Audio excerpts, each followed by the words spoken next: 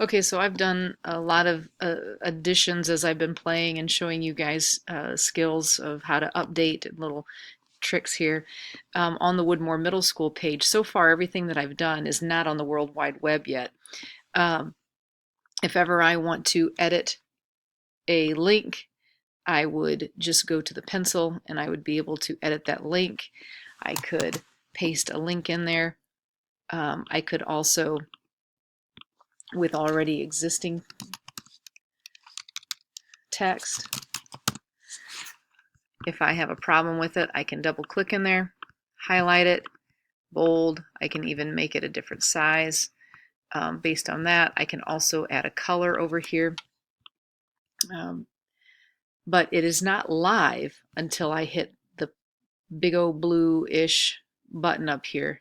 As soon as I hit publish, then now it's out on the live World Wide Web. I don't want that, and I don't want this. And I'm going to scroll up to make sure I have not done anything else. But I'm going to scroll through and try to remember if I did anything else on here.